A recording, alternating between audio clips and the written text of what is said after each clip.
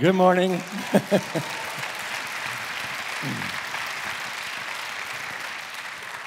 Yeah, so this is not a prop.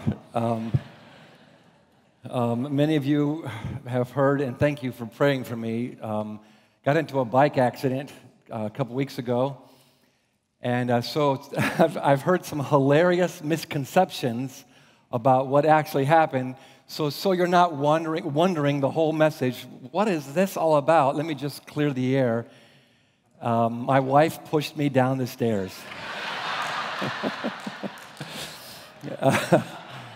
So we made up an elaborate story. Here's the elaborate story. Andrew and I were out bike riding. We got some mountain bikes, and I was feeling pretty frisky with my new mountain bike. And we were going along the embankment and looking down at a creek bed about 20 feet down, 15, 20 feet down. And I was looking for a way to get down to the creek bed. And as I came along, Andrew was pretty far behind me. As we came along, I found this area, and she actually took the picture. So where you see the light up there, that's where I paused, and I thought, that's pretty steep, but I can make it. We're going to talk about parenting today and using good judgment. So that was bad judgment, and I underestimated how steep the embankment was, and so pretty soon after I started to go down, the bike gave away underneath me, slipped on the rocks and the leaves and stuff, and here's the part that none of us can quite figure out, even the doctors, is that I somehow got my ankle caught in the frame of the bike, like one of those triangle parts. So as it's very steep. As I went hurtling down, my weight and the propulsion going down, and my foot getting stuck in the frame, it just wrenched my leg. It broke several bones, ripped up a bunch of tendons, cracked a bone. This ligament here that goes from your ankle to your knee, I guess it ripped it all the way down. And then that torque broke another bone up here. So lots of torque. And I landed, here's where I was going. I landed down here. Thank God this is a culvert. I got my head hit right here. Thank God I got my hand up there just in time. So it could have been a lot worse. And so now you can see.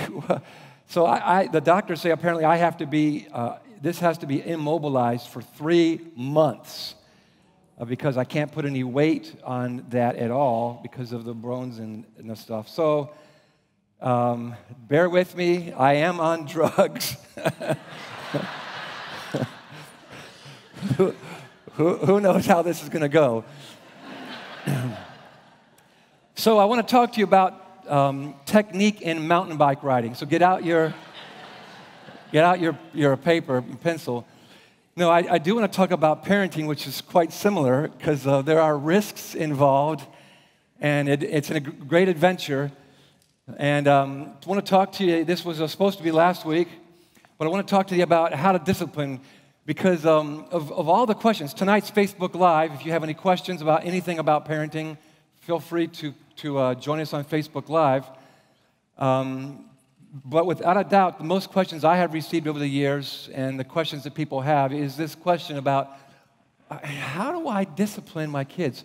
Should we still discipline our kids? Is that something that people do these days, or is that just something that happened, in olden days? And how should we discipline? And what do we do about that? So I think before we even get started, a good place for us to start is understanding. What exactly? Because there's so much misunderstanding about what is discipline.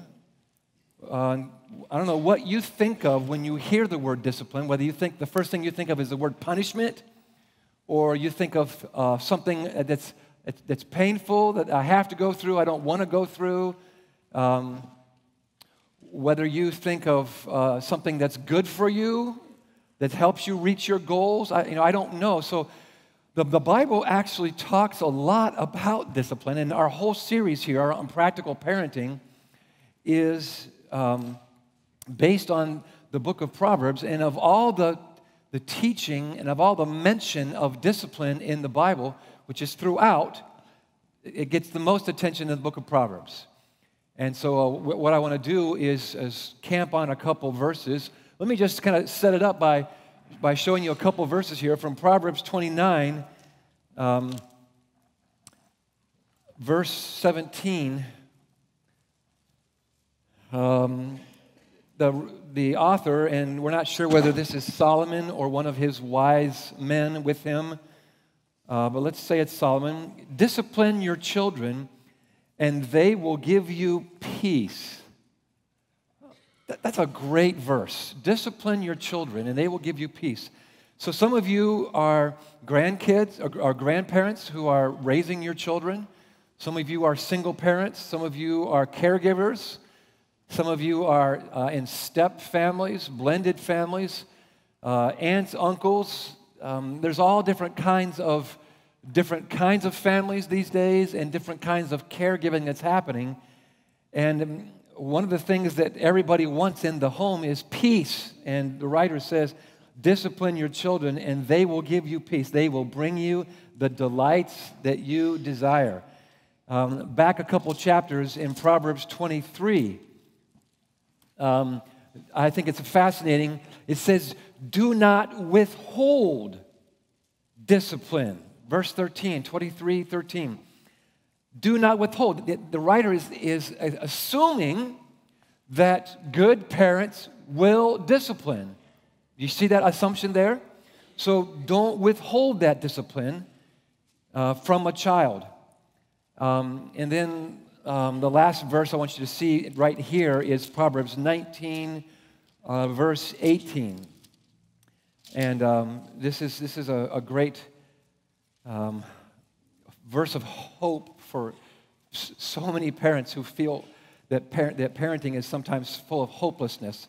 So Proverbs 19:18, discipline your children, for in that discipline there is hope.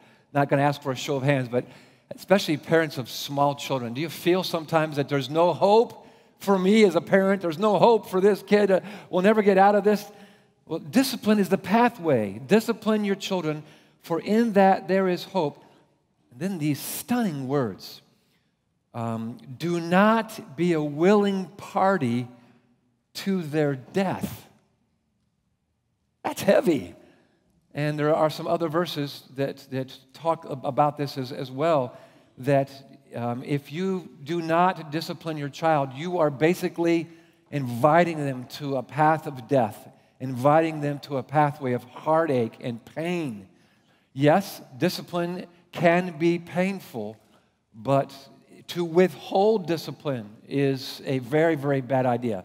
So turn over a couple pages to Proverbs 22:6. This is the verse we've been in throughout the series. Train a child in the way they should go, or the translation that I have, start children off on the way they should go, and even when they are old, they will not turn from it. I've been telling you how I love that word train, because that is what we're doing as parents, caregivers, grandparents. We're engaging in a couple decades of training. Parenting is training. And it's good for us to see the connection between discipline and training. And if you hold your place in Proverbs 22, and then turn to the book of Hebrews. Can you do that? It's almost to the end of your New Testament. Hebrews chapter 12, verse 11 is a verse that helps us see, actually, if you're going to do your life group questions in your life group, and one of the questions that I've got for you in that life group exercise is to read Hebrews chapter 12, verses 1 through, I think, verse 12 or 13. And so just for now, let's read verse 11. No discipline seems pleasant at the time, amen, but painful, yes, but later on it produces a harvest of righteousness, and there's this word again, and peace. We're going to come back to this verse later on at the end of the sermon. Later, it produces a harvest of righteousness and peace for those who have been, and here's our word, trained by it. Trained by what? Trained by the discipline. So you can see this connection back to Proverbs between training and discipline. And that helps us see that how important is discipline? Well, it's a part of training our kids. It's a significant part of what it means to be a good steward of the kids that God's given you. God's given you those kids to train them, and your part of training them includes the idea of discipline. Now, if you'll look at this word discipline, let me point it out. I just put it in blue there. What word do you see in that word discipline? You see the word disciple. Many of you have seen this before, that good parenting involves training, good training involves discipline, and that discipline is a part of this discipling our children. Wow, if you can just get that in your mind, that is a game changer. As I asked a couple of seconds ago, what do you think about when you think about the word discipline? Maybe after today, seeing that the word disciple is in there, and we're starting a new series next Sunday on discipleship, and I won't be talking about discipline, and that, but this is a great connection for us to see that one of the reasons that God's given us our children, to train them and to disciple them, and that when we do discipline well, that is a way of training.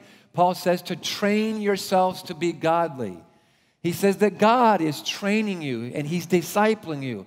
And as a part of God discipling you, training you to become more like Christ, He will from time to time bring in discipline. God the Father is a God who disciplines us.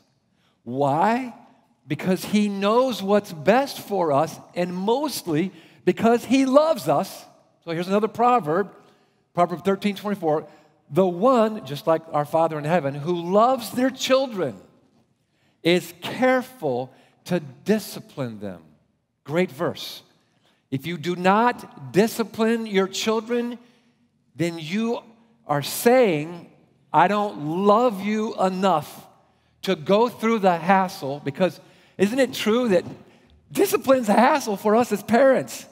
Sometimes discipline makes cowards of us.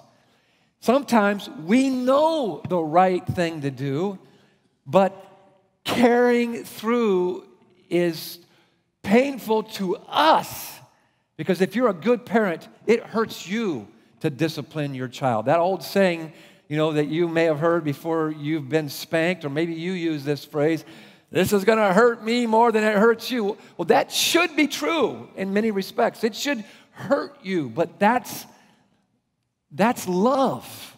Love sometimes hurts. Can I get an amen? Love sometimes hurts. Don't be a coward. The one who loves their children is careful, good word, is careful to to discipline them. So understanding discipline is understanding that it's a part of loving your children. I think, doesn't every parent love their child? I'd sure want to believe that. And I think for the most part that's true. So that means we need to learn to apply this discipline. So let's talk about that for a minute. What does it mean to apply discipline? Now that we understand it's a part of a training process, it's a part of discipling our kids, it could produce pain, it's a part of what it means to love our kids. Let's talk about what that looks like. And what I want to give to you today is the three fundamentals of all my research and all my parenting and all my mistakes and all my talking to people about parenting, including my parents. It seems to me that if you can get these three fundamentals down and keep doing these three and get good at these three, oh man, you will be so far down the pathway, again, as a parent, grandparent, aunt, uncle, teacher, because there are so many homes where there's no discipline happening. There's a lot of teachers that they're the only ones. Some teachers are shaking their head. They're the only ones who are disciplining, bringing discipline into that child's life, because it's not happening at home, or they don't know how to discipline it. The discipline becomes abusive because we don't understand how to apply discipline. So sometimes teachers, you've got your hands full, not only difficulty of teaching, but now you've got to introduce healthy discipline into the life of a child. And so, no matter where you are in this, the first and I think the most important thing, and this is a game changer right here, is how you talk to your children. Got an amen there. The tone in the home that you set as a parent, how you express yourself as a parent. This is like almost everything. You set the tone for whether your kids are going to obey you. You set the tone for how effective the discipline is going to be by the environment that you create with your communication. This is how powerful communication is. It sets an environment, it sets an atmosphere, it sets a tone in the home. So this idea of expressing authoritative communication. Now, I need to stop right here because so many people confuse authoritative with authoritarian, and they are very similar in spelling, but they could hardly be more different in how they are applied. Authoritative it has this kind of a calmness to it. Authoritarian has this harshness, this overbearing kind ofness to it. So let's just talk about some words to contrast authoritative versus authoritarian.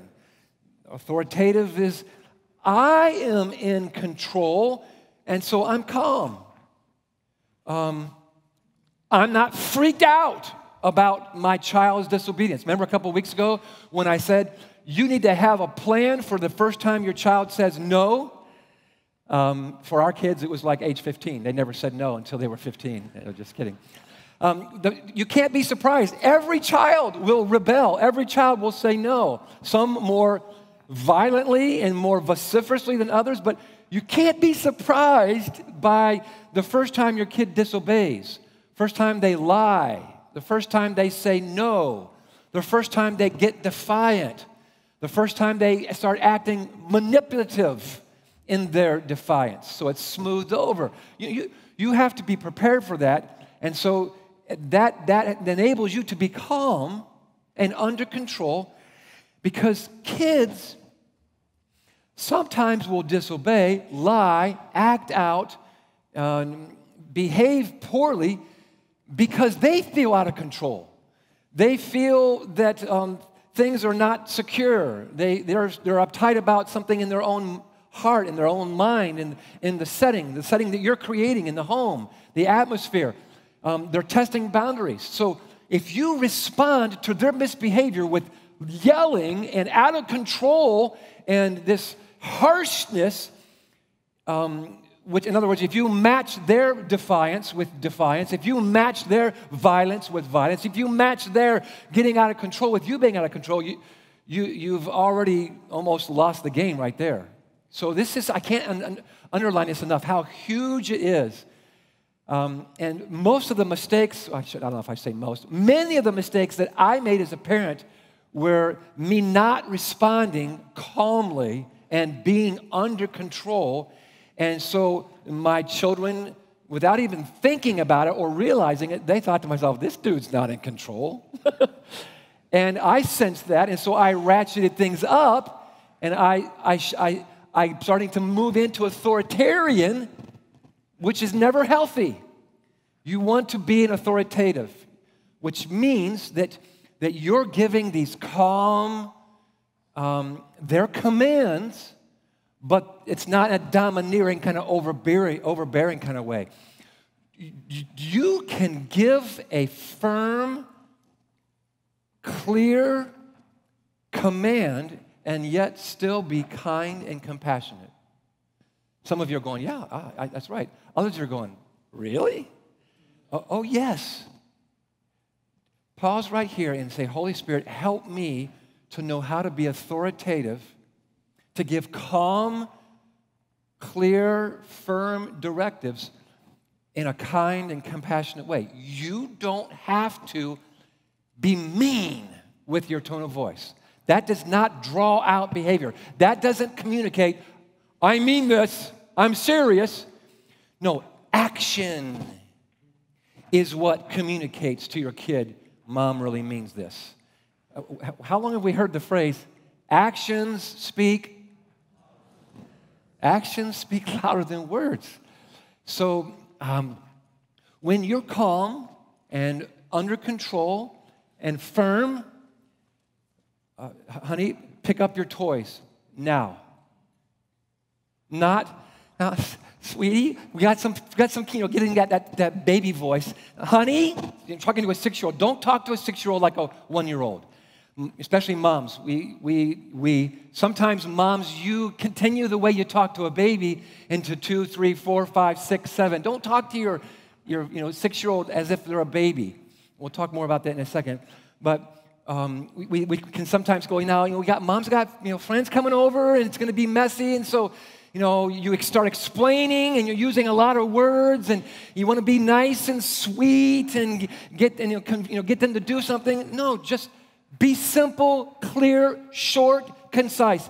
Pick up the toys now. Now that's not going to be enough, especially the first couple of times, because they may pick them up, they may not. But when they don't, and now is not time to say, I said, did you hear what I said? Or don't make me count to, or that kind of nonsense. No. You're losing the battle. What they need is action.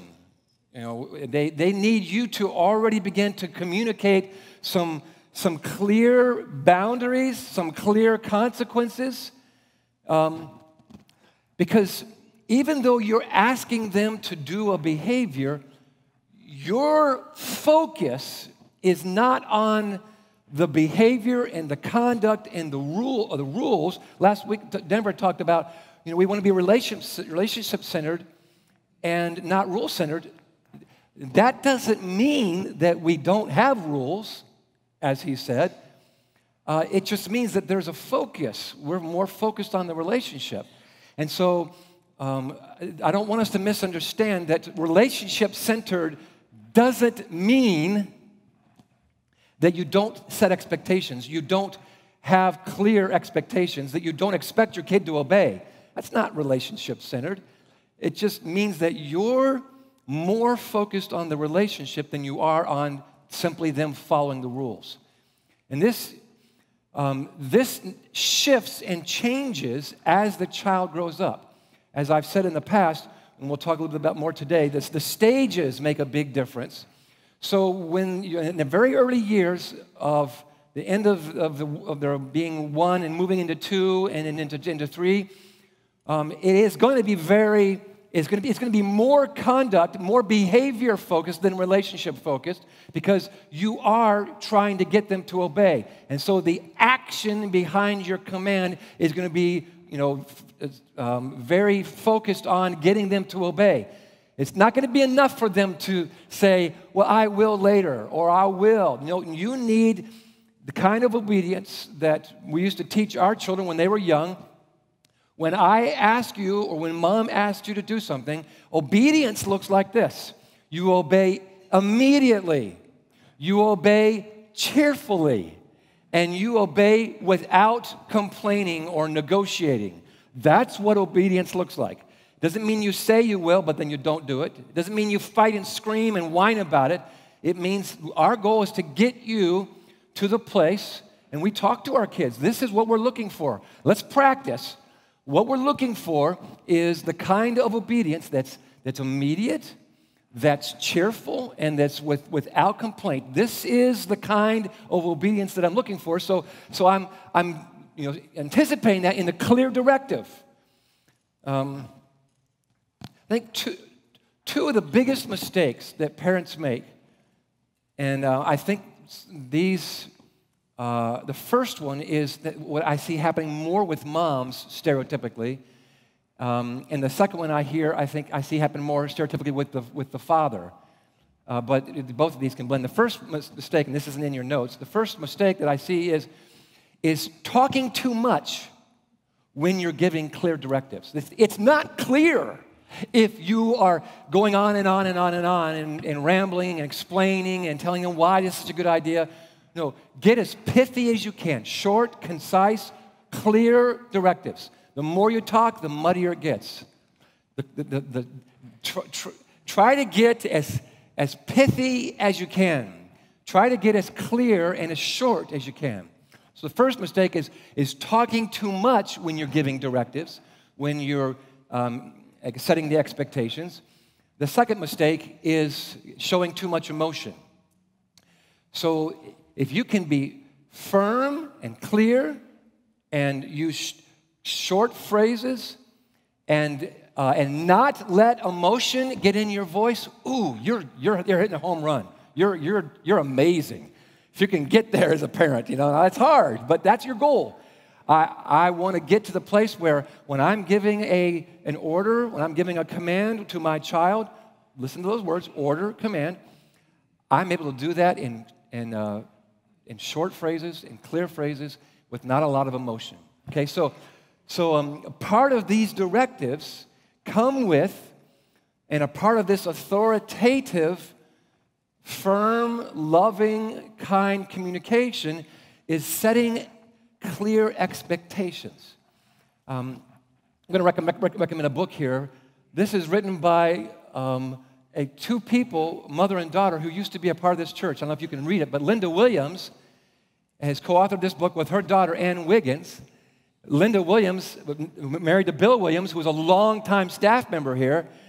And this is, in my mind, the best book I have ever read. And I've read a lot of books. John Roseman, great books on parenting, fantastic. James Dobson, great books. Kevin Lehman, however you say his name, tremendous books on parenting. I think the book that Linda and her daughter Ann wrote, especially for little kids, but it's not just for little kids, is phenomenal. I cannot recommend enough. And one of the things that they talk about in this book, it's called Parenting from the Heights, if you can't see that. Parenting from the Heights, Linda Williams and Ann Wiggins. One of the things they do so well, out of many other things, is talk about setting clear expectations. This is really easy to miss. Don't assume that your kid understands what the expectations are. Make them clear, set them out, speak them clearly. And again, one of the things that she does, that they do so well, is they encourage you to practice with your kids. Practice the right response, the right tone of voice. So you're practicing with your tone of voice and your words, and they're practicing not in times that are full of emotion. And these are times when you're not asking them to pick up the toys. These are times when there's not demands on your time and everything. You're practicing. And we do this with piano and sports and music and other things. So practice you and your child doing this right, setting those clear expectations. Okay, so again, as I said before, I would really like to do a whole sermon on just this point. But the first fundamental is expressing this clear, firm, authoritative communication. And that sets the tone. One author, I think his name is, just John Roseman, again, great author, great books. He calls it alpha speech. Your family, your children should know that you're the alpha dog. That you're in charge, and that comes from you setting the tone with those words, and the next two fundamentals of the discipline. So this next one is a little surprising, I think, for some people, but again, it's just so important. Is that you want to empower your children's God-given ability to choose. Here's what I see, mistakes that I've made and that my wife has made and my parents have made and many other parents have made. I'm sure you've made this mistake, is you get all upset about their lack of obedience, their lack of doing what you said, cleaning up the room, doing the dishes, whatever. you let it upset you, and then they never get upset about it. As long as that's happening, there is no hope for that kid to do the right thing. Your job is to empower their ability to choose. They have, let me write this down. Your child can choose their behavior.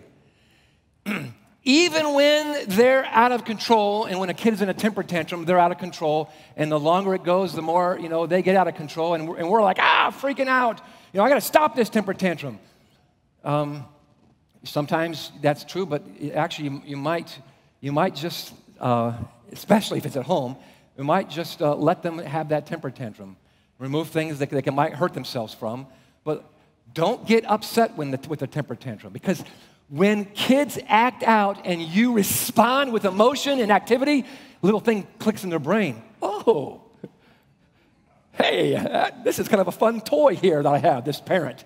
When I push this button, they go, When I push my temper tantrum button, my mom freaks out. This is kind of fun to watch. Kids are, I was in Boston for a couple of days, and so I picked up this old language. Kids are wicked smart. Meaning, that's the way we used to talk in Boston, meaning they're really, really smart. Meaning they're brilliant. And so without you even realizing it, they're making connections left and right. So they're not thinking, hey, I can manipulate mom and dad, but they're absolutely connecting dots and those synapses, especially when they're little. I mean, their brains are growing so fast, and they're just learning so fast, and they're learning very quickly. When I get upset and have a temper tantrum, my mom jumps to activity. She moves. She's all around me. So that works. That becomes a strategy. So especially with the very first temper tantrum, if you can respond well to the first temper tantrum, you can probably avoid them forever.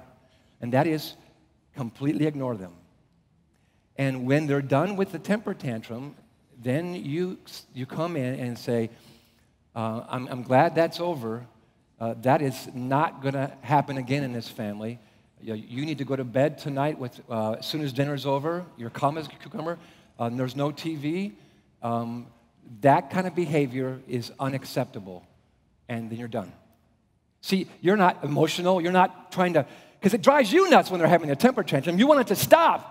But if you can, and this is, certain places you can't let it go, but if it's at home, oh man, let it go. Let it go. When they're all done, then you come in and go, glad that's done. That's not what we do in this family. And I want you to think about that tonight when you go to bed, right after dinner. Or maybe you want to even say for the next 3 nights. This is what you're going to have to figure out with your kid and everything. But kids can choose their behavior, so you want to empower them by, what's the next thing here? By helping them feel responsible for the change that needs to be made. And you say, well, how do I make my kid feel responsible? This is where it all comes down to. By introducing circumstances into their life that compel them to make a change. And what I'm talking about here, you got that filled out? What I'm talking about here, when I say introduce circumstances, is I'm talking about enforcing appropriate consequences. Appropriate consequences is what you've got to come up with to help them feel the pain, to feel in their little brain, I don't ever want to do that again, because when I disobey, when I have a temper tantrum, when I hit my sister, then I suffer, but not I get slapped. Don't ever slap your children. I'm not talking about suffering as, getting slapped or something like that. That's abuse.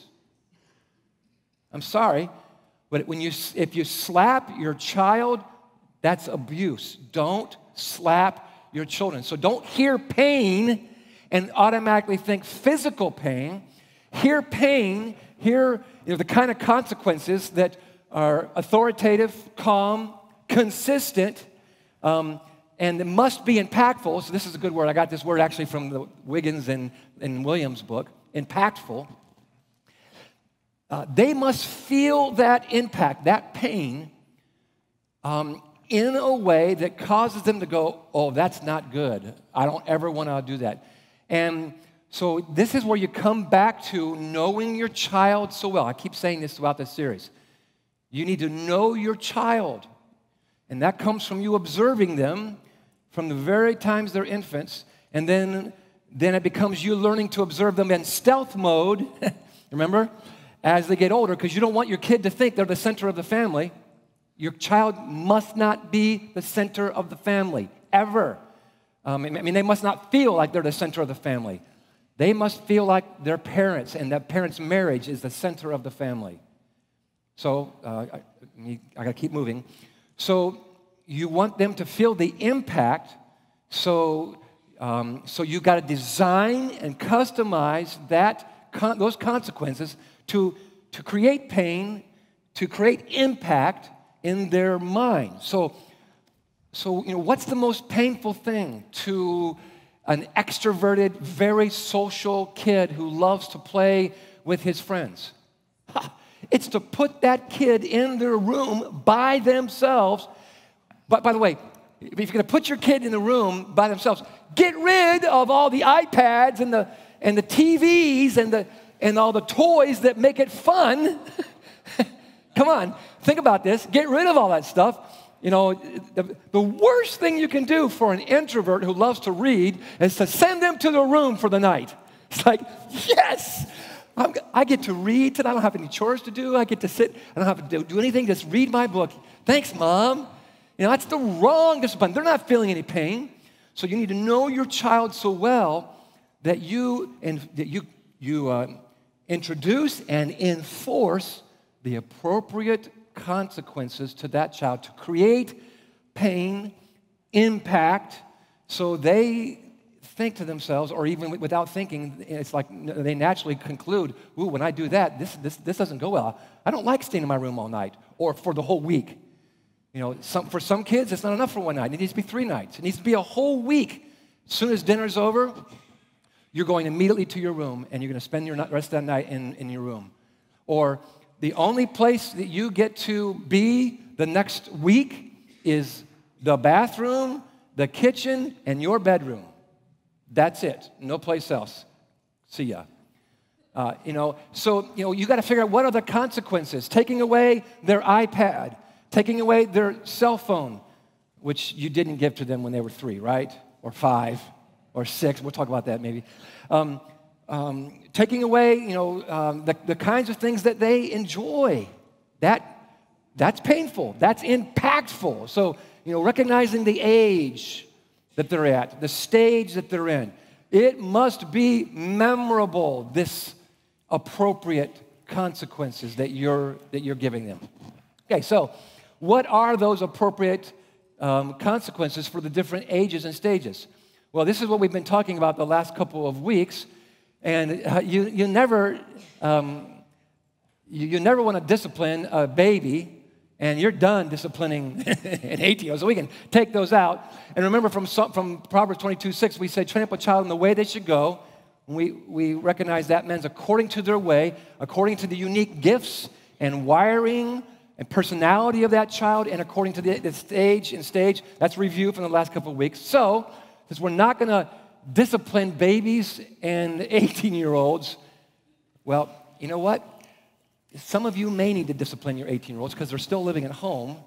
So you discipline an 18-year-old who's still living at home the same way you do a 17-year-old, okay? So let's knock those out. And now we only have to really deal with 3 stages of parenting where you're doing consequences. So recognize, because you've been studying that kid, you know what causes pain, you know what to take away, what privilege to take away from them.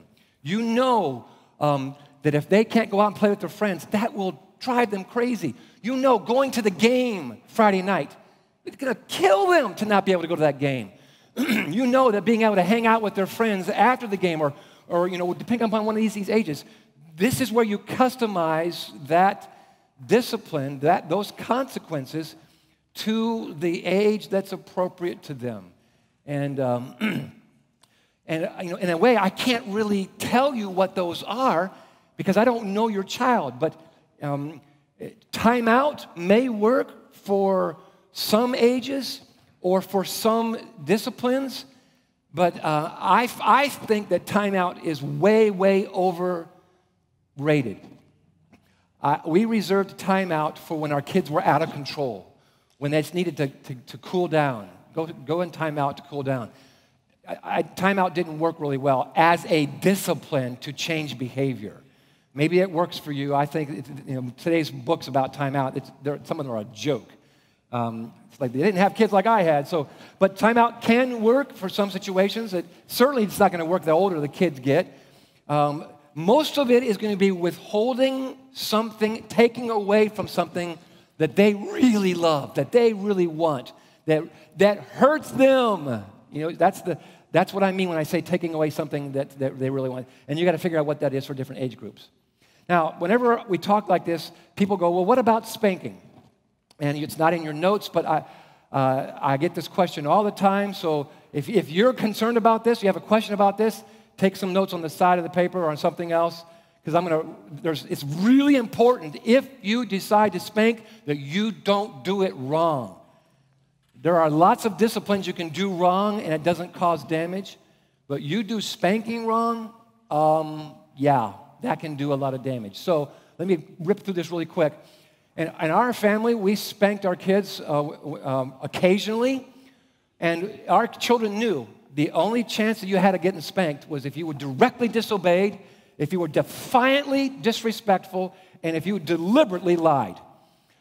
Never, if you spank, never spank a kid because they spilled milk or made a mistake or did something out of fear or misbehaved in a ways that's different than this. And you may not even want to spank them for these, but that's up to you. But these are the only reasons you spank a child. And we quizzed our kids. When do you get spanked in our family? And they could all tell you. You could ask one of my kids right now, and they'll tell you one of those three things. And just reviewing that and practicing that kind of helped remind, no, we don't want to get spanked. So it's important you understand that. If you spank, only do it for those reasons. And you don't necessarily have to do it for those reasons. And then there's three stages, what I call the preview, the rear view, and the review.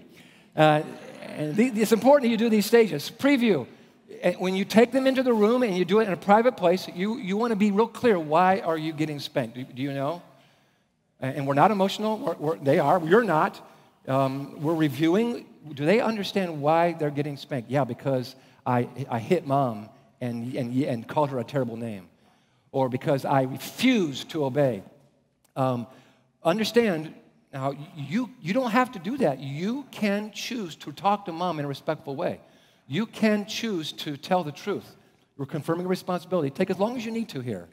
You're in no hurry. In fact, you don't even have to spank them. If you're going to spank them, you don't even have to spank them immediately after they do whatever the dirty deed. You can wait.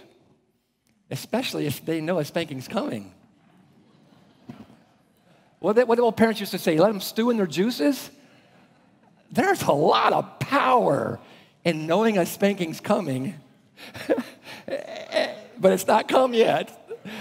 That makes it memorable, all right? So the memorability is not how hard you spank them. No. It's that they got spanked. And the fact that they may have had to wait for it. And I've had one of my kids one time said, can we just get this over with? I'm like, yes, this is working. Okay, so preview, now rear view. That is their butt. I only spank them in the butt because God has provided lots of wonderful padding there. Do not spank your child anywhere else. If you're going to spank them, only spank them where there's lots of padding, okay? You're calm. You're under control. You want it to sting, be painful, but not harmful. So if you're angry, if you're out of control, you're not ready to spank yet. If they're laughing while you're spanking, okay, then don't spank harder. Spanking's not working. And if spanking's not working, stop it. They're not going to learn because you spank harder. Come on. If spanking's not working, stop spanking. So it doesn't work for every kid or every situation. Sometimes I hear about parents who spank about everything, and I'm like, oh my gosh, that's not good, that's not healthy. And then review, absolutely essential, that we re-emphasize. You know why we had to do this, and here's the line. I love you too much. If you got to write that down, write it down. I love you too much to let you get away with that. I love you too much to let you get away with that behavior. You understand, right? Yeah. You know? And then the hug. Oh, you must hug. Take as long as you can with that hug. We're in no hurry. Don't do it. Don't do the discipline and then leave. In this case, spanking is a big deal. So take the time you need and reinforce the goal of behavior, of becoming like Christ, of being loving, of being kind, of being obedient, of being respectful, whatever the behavior it is, okay? So there's that. Now, let's close by talking about appreciating discipline. I told you we were going to come back to Hebrews chapter 12. I didn't put it back on the screen, but it says, that when people have been trained by loving discipline, it yields a harvest of righteousness. That's Christ-likeness. That's the goal, is through these 18 years of parenting, my goal is to raise up a child that is loving like Christ, that is obedient like Christ was to his Father, that is kind, compassionate. And so this is a beautiful word, a synonym of Christ-likeness. And it says, of peacefulness will yield a harvest if we discipline, of peace and righteousness. And in the Bible, the idea of peace is the idea of shalom, the idea of health. So I want healthy kids. Another thing that Linda Williams and Ann Wiggins do go so well in their book is, don't make your primary goal for your kids to be happy, make it for them to be healthy. If your goal is to have healthy kids, they'll end up happy kids. But if your goal is happy kids, you'll be messed up all along the way, okay? And so finally, let me leave you with this last thing. If you will be the leader now, your kids will be your friends later. You flip those, and you've got trouble. I see way too many parents, listen up, way too many parents who their goal is I want to be friends with my child. I don't even think you can be friends with a middle school kid if they're just I might be kidding, I might not be. But that's a difficult stage. But your goal is not to be friends. You're the leader. Anytime a leader is more concerned with the people who are following him, whether they're big people or little people, that they like him or they like her, then your leadership is going to suffer. You're the leader. And if you lead well and you love well, the day will eventually come when they will respect you and want to be your friend. But don't flip those, okay? So if you got any questions, ask those tonight at Facebook Live. Father, let's pray. Father, we thank you for the model that you have been in Scripture of a loving Father who disciplines his children, who's disciplined the nation of Israel, who's disciplined those that he loves. And God, we've tried to cover so much ground again in these sermons. Holy Spirit, I'm just asking you, trusting you to bring these things home, and that you would empower moms and dads to be loving leaders who train and disciple their children. And that through all of our attempts and our failures and our getting better, that you would use our parenting to shape our children to become more and more like Jesus. And this we pray in Jesus' holy name. Amen.